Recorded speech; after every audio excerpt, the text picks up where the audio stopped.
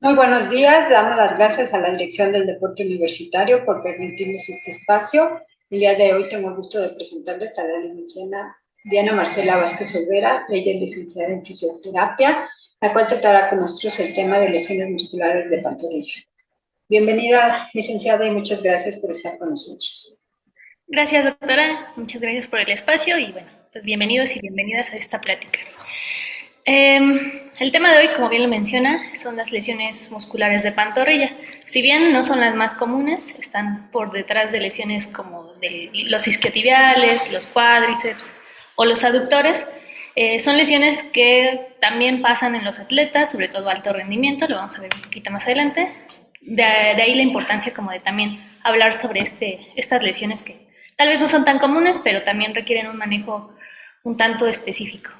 Y bueno, como concepto tenemos que estas lesiones pues son básicamente la que afecta al tejido muscular en el compartimento posterior de la pierna.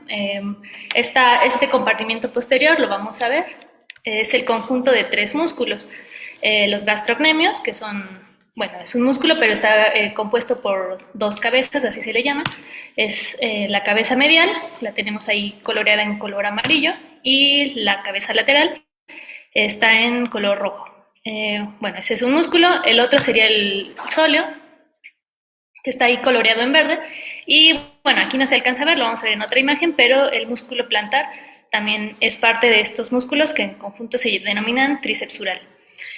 Bueno, un poco hablando en particular de cada uno, pues tenemos que el sóleo es el músculo más profundo de estos tres. Es un músculo, se llama multipenado, es plano y ancho. Entonces, por eso, digamos, no es tan fácil de palpar porque está por detrás de los gastrocnemios, que si bien lo podemos ver aquí, están coloreados en amarillo. Están, bueno, aparecen cortados para observar el sóleo. Y por enfrente de este músculo tenemos al plantar, que está coloreado en magenta. El músculo sóleo está diseñado principalmente para la potencia, tiene predominio de fibras de contracción lenta, por lo tanto contribuye al control postural y es un músculo importante durante la marcha. En contraparte tenemos, bueno, los gastrocnemios, aquí les digo que aparecen cortados, pero bueno, son músculos con fibras de contracción más rápida que nos ayudan en movimientos como más balísticos, como lo sería correr, brincar, etcétera, etcétera. Son músculos más, como más, con más volumen y son los que principalmente, bueno, los que podemos observar en la palpación por encima de la piel, ¿no? Bueno, estos tres músculos se unen en un tendón común, que es el tendón calcáneo. De este ya hemos hablado en otras ocasiones. Lesiones como la ruptura o la tendinopatía, pues es proveniente este tendón de estos músculos. Ahora, bueno, aquí tenemos una pequeña animación de las funciones de estos músculos. En conjunto, lo que nos hacen es la flexión plantar del tobillo, y como son los gastrocnemios músculos biarticulares, es decir, cruzan la articulación de la rodilla y del tobillo, pues también tienen función en la rodilla en cuanto a la flexión de esta. Esto es importante que lo mencionemos porque a la hora de ver qué lesión se tuvo, si fue en los gastrocnemios o en el sóleo, pues lo podemos diferenciar un poco por en qué movimiento duele, si duele cuando la rodilla está flexionada o cuando la rodilla está extendida. De esto vamos a hablar un poquito más adelante.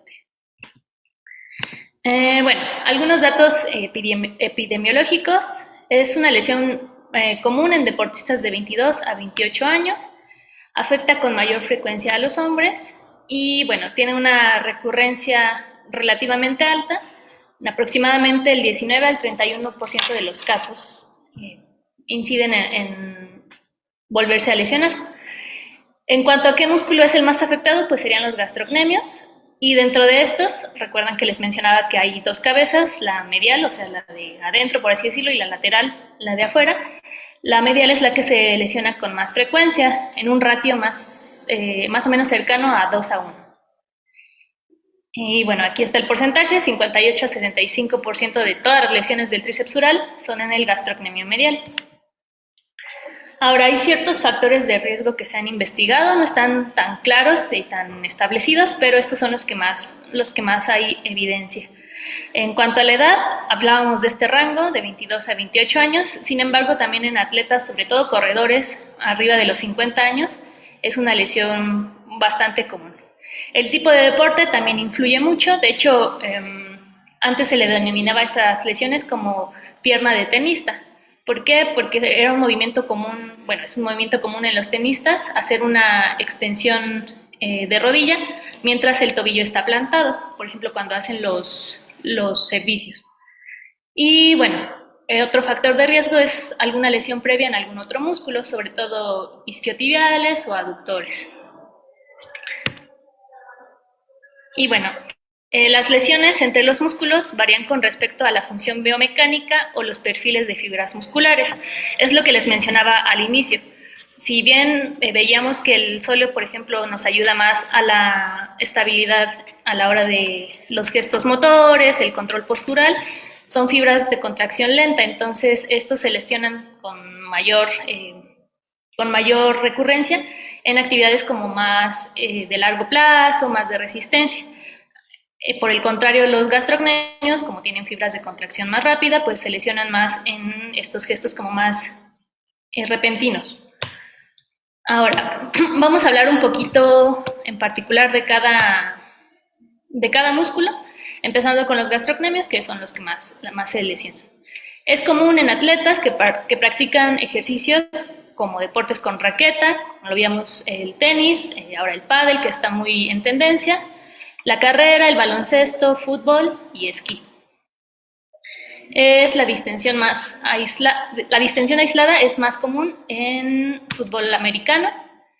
Y bueno, lo que veíamos, este músculo en particular es vulnerable o se lesiona con mayor frecuencia porque cruza 3 articulaciones, la rodilla, el tobillo y la articulación subastragalina. Donde tiene los principales efectos o movimientos es rodilla y tobillo, pero bueno, al cruzar 3 articulaciones, pues es más susceptible que ante movimientos repentinos, pues ahí exista la lesión.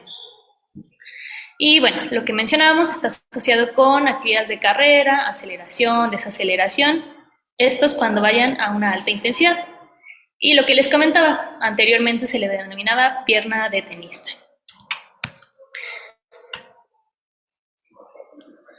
Ok, para la evaluación de esta lesión o estos músculos, el doctor o doctora quien realiza el diagnóstico normalmente durante la exploración física va a encontrar que hay un edema, equimosis y dolor a la palpación sobre el sitio de la lesión.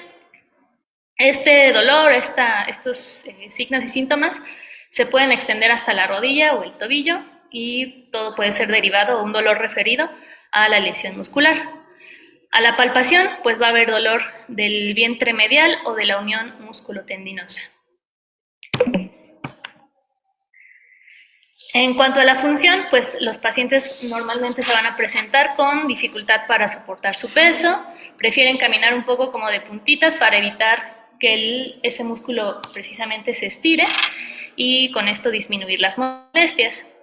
Las pruebas musculares, pues el paciente puede tener un dolor intenso durante la dorsiflexión pasiva del tobillo, es decir, si yo empujo así el tobillo del paciente, o cuando activo ese músculo. El músculo lo que hace es flexionar de manera plantar el tobillo, entonces si yo le pido que haga como si apretara el pedal de un carro y yo resisto ese movimiento, va a activar esos músculos del tríceps sural y ahí es donde va a aparecer el dolor.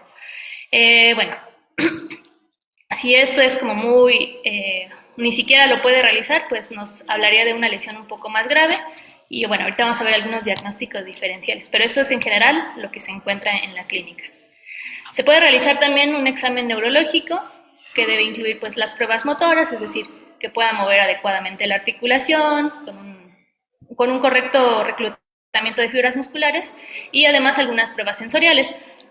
A veces, si estas lesiones son muy, bueno, vamos a ver los grados, pero si es un grado 3, el hematoma puede ser tan significativo que comprima a los nervios de esa región y pues haya cierto adormecimiento, sensaciones de hormigueo, quemazón, esos signos más neurológicos, pero no necesariamente tienen que ver con una lesión nerviosa como tal, sino que es el hematoma que está ahí comprimiendo las terminaciones nerviosas.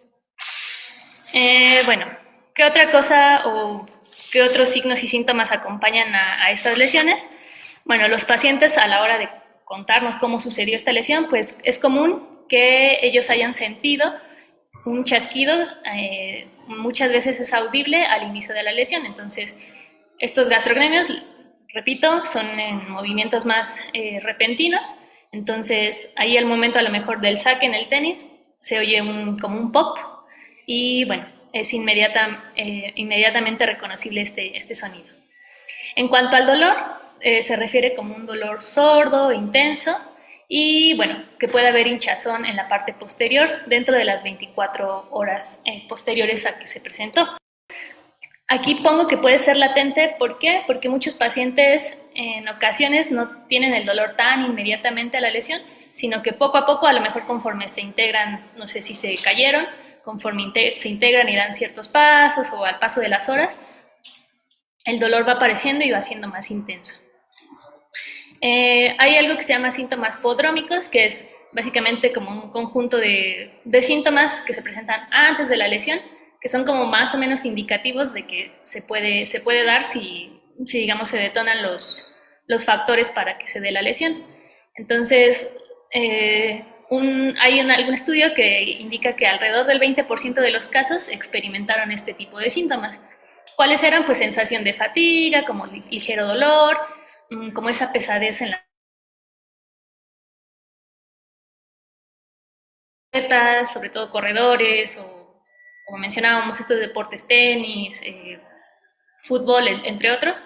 Si tienen ya este tipo de síntomas, pues sería indicativo de que hay algo que hay que checar con el entrenamiento, las cargas, la parte del descanso, para pues evitar llegar a este tipo de lesiones. Bueno, en cuanto a la función, a menudo estos pacientes no pueden realizar una elevación de talones del lado afectado. Y bueno, aquí hay algo importante que hacer, que es el diagnóstico diferencial con la ruptura del tendón calcáneo. Ahorita vamos a ver el test, lo hemos mencionado en otras exposiciones, pero es el test de Thompson, que bueno, nos daría buenas señales de si está lastimado o no. Bueno, eso fue en cuanto a los gastrocnemios. En el sóleo, es la lesión, bueno, es de las lesiones más comunes si es aislada en deportes como el fútbol, soccer. Es más probable que se produzca una distensión del sóleo durante actividades de carrera en subida, como vemos aquí en la imagen y mencionábamos antes, este músculo sóleo, al ser de contracción lenta, pues está todo el tiempo ahí trabajando en la resistencia y aparte, como es un músculo que trabaja cuando la rodilla está flexionada, pues justamente al hacer este tipo de movimientos como en subida, en la montaña, en la carrera, en cualquier superficie, pues está constantemente ahí trabajando y ahí puede ser donde venga la lesión. Es una lesión que está más asociada con justamente esta dorsiflexión pasiva y repetitiva del pie con la rodilla doblada. Y este efecto, como menciono aquí en la diapositiva, es gradual y acumulativo, no es como la de los gastrocnemios, que sea de un momento a otro. Y bueno, en cuanto a la evaluación de este músculo, es similar a la del gastrocnemio, únicamente se haría la diferencia en cuanto a la rodilla flexionada. Y bueno, aquí vemos una imagen de cómo sería algún tipo de evaluación, por ejemplo, para delimitar pues un poco la movilidad del tobillo y también justamente ahí se pone en tensión las fibras del sóleo porque está con la rodilla flexionada y el tobillo también en dorsiflexión. Y bueno, a diferencia de los gastrocnemios, aquí el dolor suele ser más en la parte lateral de la pierna, al contrario de los gastrocnemios, que es más en la parte medial o de la unión miotendinosa. Y bueno, por último, el músculo plantar, mencionábamos que es parte del tríceps ural, y aunque es relativamente raro, también puede ocurrir una lesión aislada, una ruptura de este músculo. Y bueno, la patogénesis o los signos y síntomas son muy similares a las del gastrocnemio. Como menciona aquí, es pues bastante raro y también Es más común que venga acompañada esta lesión del músculo plantar en otro tipo de lesiones, como lo puede ser una ruptura del ligamento cruzado anterior o alguna distensión o ruptura más a nivel de los músculos isquiotibiales. Y bueno, aquí nada más, bueno, está en inglés, pero las diferencias entre uno y otro, el gastrocnemio, pues bueno, en cuanto a la localización es más común en la cabeza medial, en el sóleo, más común en la parte lateral. El mecanismo de lesión en el gastrocnemio con la rodilla extendida y un movimiento repentino. En el sóleo, rodilla flexionada y más con actividades de resistencia. Los síntomas es el dolor agudo y el POP en los gastrocnemios, y en el sóleo pues más dolor como que va aumentando, fatiga, etcétera, etcétera. Y bueno, el riesgo de lesión es más común en actividades como de más alta intensidad, y en el del sóleo pues el riesgo está más en actividades de baja intensidad pero de mayor duración. Hay ciertos estudios de imagen que nos pueden ayudar a guiar no como tal el diagnóstico, pero sí la gravedad y la localización más precisa de dónde está esta lesión. Y entre ellos, bueno, el más común es el ultrasonido. Aquí lo vemos, es valioso para confirmar la ubicación de la distensión y el grado de la lesión. También se usa mucho en casos donde es posible como medio de ver el avance en cuanto a la cicatrización de este músculo, es decir, se toma un estudio al inicio de la lesión y a lo mejor al cabo de 2, 3 semanas otro, y antes de dar el alta uno más. Pero es prescindible, no es que sea necesario y sin él no se pueda trabajar, pero bueno, nos da buena guía sobre todo el grado de la lesión. Y otro estudio menos usado, pero que también nos puede dar buenos datos, es la resonancia magnética. Entonces aquí ya vemos si hay ruptura, discontinuidad de las fibras musculares, y sobre todo aquí veríamos un poco más en el diferencial, si hay mucha duda, si es del tendón calcáneo, y también si hay cierta retracción de las fibras musculares, porque ahí se vería en la resonancia. Ahora, en cuanto a los diagnósticos diferenciales, que era lo que veíamos, la patología del tendón de Aquiles sería el principal diagnóstico a descartar. Y lo hacemos con un test del que mencionábamos hace un momento, que es el de Thompson, que básicamente es hacer una presión sobre el músculo o la parte posterior de la pierna.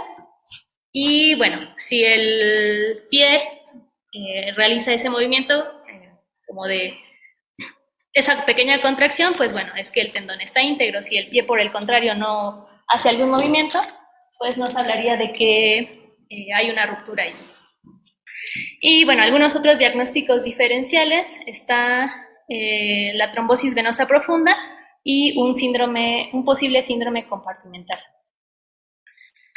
Ahora, bueno, ya en cuanto al manejo de esta lesión, lo podemos dividir en manejo agudo, subagudo y ya digamos algo más de readaptación. En cuanto a lo agudo, podríamos hablar o mencionar ya este protocolo que hemos abordado en otras sesiones, que es el Peace and Love. Y bueno, aquí algunas consideraciones, que es, por ejemplo, muchas veces los pacientes, sobre todo corredores, están acostumbrados a que les hagan masajes profundos cuando tienen este tipo de lesiones. A lo mejor no tienen un diagnóstico y para ellos es como lo más común, una descarga. Pero bueno, si es esta lesión, un masaje sobre todo profundo de tejidos blandos o la aplicación del calor podría empeorar la lesión, aumentando el riesgo de hemorragia. Y bueno, la otra parte es que si esta lesión es muy grave, un grado 3, vamos a hablar más adelante, pero se pueden utilizar muletas, botas o taloneras para pues disminuir el dolor, controlar esta sintomatología, al menos durante un periodo corto de tiempo. Y bueno, igual para retomar el protocolo, el Peace and Love se refiere a protección, elevación, evitar antiinflamatorios, en este sentido por medicinas, porque podrían, digamos, cortar de alguna forma el proceso inflamatorio que es necesario para cicatrizar esa lesión. Pero bueno, ya la parte médica podría recomendar algún medicamento para la sintomatología, sobre todo el dolor. La compresión, se pueden usar vendas de 20 a 30 milímetros de mercurio, están bien indicadas. Educación, es decir, hablarle al paciente sobre cómo va a ser el proceso de lesión, que requiere ciertas semanas, cierto tiempo de cicatrización, independientemente de si toma o no rehabilitación. Y bueno, vascularización y ejercicios, que es lo que vamos a ver un poquito más adelante, más a fondo. Bueno, eso es en el manejo agudo, que es básicamente disminuir la sintomatología inicial. En el manejo subagudo, pues ya es donde veríamos o donde intentaríamos entrar o acompañar al cuerpo en este proceso de reparación del tejido blando y mientras forma la cicatriz.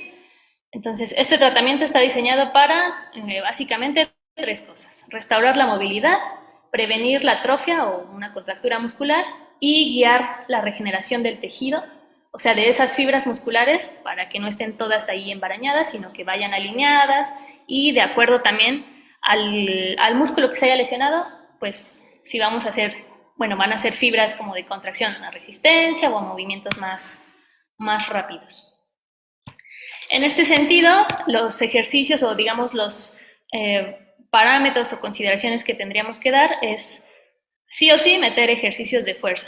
Estos se incorporan progresivamente, entonces empezamos de algo isotónico, es decir, solo mantener la contracción, algo isométrico, perdón, que es solo mantener la contracción, algo isotónico, ya trabajo con ligas, elevación de los talones, y ya algunos ejercicios más dinámicos, más con un componente pliométrico, como saltos, aterrizajes, cambios de dirección, etc. Y estos, bueno, se hacen siempre respetando el dolor, porque vamos acompañando un proceso de cicatrización o de curación tisular. Estiramientos también, porque nos pueden ayudar a alargar o de cierta forma, sí, elongar la cicatriz intramuscular del músculo que se haya lesionado. Y bueno, vemos en esta imagen un ejemplo de cómo se puede hacer este estiramiento. Estos también son suaves, no deben ser forzados. ¿Por qué? Porque pues ese tejido aún no está maduro como para exigirle tanta tensión. Los ejercicios propioceptivos, estos se pueden meter desde etapas muy tempranas y bueno, nos van a ayudar también a que el atleta pueda integrarse a su deporte de manera más adecuada y disminuimos el riesgo de relesión. Adicional a estos, nunca hay que olvidarlo, un acondicionamiento general. Recordar, bueno, que en este caso estamos trabajando con atletas, entonces lo que se pueda seguir trabajando, por ejemplo el core o las otras extremidades que no están lesionadas, se pueden seguir trabajando con ejercicios de fuerza y en general un trabajo aeróbico también nos va a ayudar a la vascularización y a no perder pues esa condición. Y bueno, este esquema que ya les he mencionado es más o menos lo que hablábamos. Fase 1, la protección, lo que hablábamos del Peace and Love. Fase 2, 3 y 4 es un poco de lo que hablé anteriormente en las diapositivas pasadas. Y la fase 5, el regreso al deporte, pues lo vamos a ver ahorita. Antes de eso me gustaría mencionar que para que este proceso pues tenga éxito, debemos tomar en cuenta 3 factores: el tiempo de curación de este tejido, que el paciente cumpla con los ejercicios que se le indican y bueno, en general las recomendaciones que se le dan, y que esta carga debe ser progresiva. Estos músculos son particularmente fuertes y necesitan cargas pues altas para, si es un atleta sobre todo, para pues llegar al nivel mínimo, al nivel en el que estaban, idealmente superar este nivel. Entonces, es algo que pasa un poco en la rehabilitación de estas lesiones, que nos quedamos por abajo de esa carga necesaria, entonces de ahí viene el riesgo de relesión. Entonces, conforme vaya avanzando en cuanto al tiempo de curación, la carga progresivamente tiene que ir en función de ello. Y bueno, estos tiempos de recuperación los podemos guiar más o menos por esta bibliografía o estos tiempos que ya están investigados, en el que divide los grados del 0 al 3. 0 es básicamente una distensión muy leve, hay sensibilidad, casi no hay reducción de fuerza o de movilidad. Puede haber un ligero edema, pero nada que comprometa las fibras musculares. El manejo es conservativo y la recuperación pues va de los días, un pequeño descanso, hasta 2 semanas para que pues se sienta al 100, ¿no? Pero básicamente no requiere intervención alguna. El grado 1 pues ya es un leve, hay dolor leve, la sensibilidad está alterada, pérdida mínima de la función y la fuerza, y bueno, ya en el ultrasonido se vería alrededor de un 10% o menos de fibras musculares lesionadas. Este ya requiere un poco más de tiempo, de 1 a 4 semanas. En el moderado, pues el dolor ya aumenta, ya hay una importante disminución en fuerza y movilidad. El porcentaje de fibras lesionadas ya va del 10 al 50%, y bueno, las semanas necesarias pues va de 2 a 5. Y por último, un grado 3 severo, pues ya el dolor es muy importante, la pérdida de la función y bueno, de fuerza ya es evidente, de los pacientes no pueden ni sostener su peso corporal, y ya puede ser palpable a nivel subcutáneo una pérdida de la continuidad ahí del tejido. Ya si lo observamos con ultrasonido, pues habría una ruptura completa o alrededor del 50% de las fibras. El manejo de aquí, pues ya sería en casos específicos, puede ser conservativo o ya si hay retracción de las fibras, algo quirúrgico. Si es conservador, va de las 5 a 10 semanas de recuperación y hasta 24 si es quirúrgico. Bueno, recordar que estos tiempos dependen de cada individuo y también un poco del deporte. Bueno, aquí tenemos también otras terapias que se pueden implementar, acompañando al fortalecimiento, a los estiramientos, a los agentes físicos, que bueno, es la hidroterapia, en el caso de que se tenga acceso. Son ejercicios valiosos donde se reduce el peso corporal y pues, podemos trabajar movilidad, fuerza, resistencia, etcétera, etcétera. Y otro que también ya se ha hablado en algunas sesiones es la restricción del flujo sanguíneo. Entonces, mientras este tejido no está al 100% en cuanto a capacidad tensil o de exigirle mucha carga, pues podemos, con estas bandas que se ponen, estresar metabólicamente a esa extremidad y con una carga más baja lograr los efectos que tendríamos con una carga pues en condiciones más normales, ¿no? Y bueno, posterior a todas estas intervenciones, el regreso al juego tendría que ser cuando, bueno, el alivio de los síntomas sea por completo. Comparamos con la otra pierna en cuanto a fuerza, flexibilidad, amplitud de movimiento. Y bueno, hay algunos test, por ejemplo, estos ya se han establecido y ya llevan muchos años usándose, en función de la edad, por ejemplo, tenemos 20, los 30, los 40, 50, etcétera. Si es hombre o si es mujer, cuántas elevaciones de talón estarían adecuadas para esta edad y para si es hombre o mujer. Entonces, bueno, ahí vemos las tablas, las tenemos de referencia y, bueno, también si no se tiene a la mano, pues un test un poco más sencillo, bueno, un conteo más a la mano, pues sería menos de 15 repeticiones, pues nos habla de una función muscular pobre, de 15 a 30 repeticiones, algo satisfactorio, y más de 30, pues ya es algo bueno y nos hablaría un poco más de un riesgo más bajo de volverse a lesionar. Y una diferencia de más de 5 repeticiones con respecto al otro lado puede significar pues que hay algo ahí que checar y la necesidad de abordar la simetría. Hay otros tests como la isocinesia que se pueden usar, sin embargo, bueno, no está a la mano de todos todo el tiempo. Con estos tests nos damos una buena idea de cómo va. Y aunque lo dejé el último, pero no es menos importante, debido a que los factores de riesgo más fuertes para estas lesiones no son modificables, como por ejemplo hablábamos de la edad, un poco del pues, tipo de músculo, la actividad, pues la prevención de la distensión, de la ruptura de estos músculos de la pantorrilla, se logra disminuir en medida de que nosotros hagamos pues, un entrenamiento adecuado, además de que incluamos algunos ejercicios de estiramiento y sobre todo de calentamiento previos a la participación. Estos, bueno, nos van a aumentar la flexibilidad y en general la agilidad en estos tejidos para pues tener un menor riesgo de lesión de estos músculos. Sobre todo, bueno, si ya sabemos que nuestro deporte implica unos cambios en la intensidad muy repentinos, movimientos muy explosivos, o por el contrario, hablábamos del sóleo. Yo voy a estar en la montaña caminando varios kilómetros, varias horas cuesta arriba, pues bueno, todavía más importante hacer estos buenos calentamientos, un entrenamiento previo adecuado también, y lo que mencionábamos, poner atención a estos síntomas que de repente pueden existir previos a que se presente este tipo de lesiones. Y bueno, por mi parte es todo, doctora. Si hay alguna duda. Sí, muchísimas gracias. Algo que es importante mencionar, creo, es la presencia de un hematoma, ¿no? A la hora de la lesión. ¿Qué nos comenta al respecto? Sí, estos músculos, como les mencionaba, pues están en la parte posterior de la pierna. Voy aquí a mi imagen. Pero el hematoma, pues sí nos sugiere ya una ruptura o que hubo justamente una interrupción en la continuidad de estas fibras musculares. Este hematoma no siempre sale inmediatamente, o sea, puede demorarse algunos días, un par de días, 3 días, en hacerse como más superficial porque va atravesando pues, las diferentes capas del tejido. Pero sí está, digamos, ya correlacionado un poco más a que hubo alguna ruptura ya más importante de las fibras musculares.